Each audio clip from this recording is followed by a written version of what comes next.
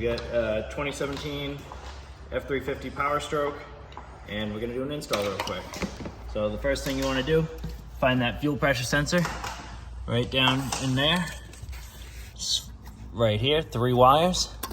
Unplug it, plug the plug our module into the sensor, and then take the factory connector and plug it into our harness.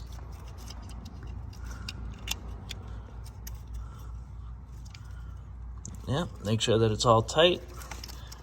All right, that's fuel pressure side.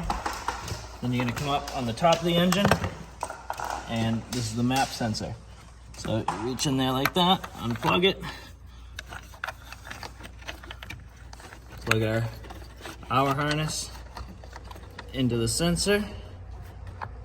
Just gonna finagle it a little bit to get it there.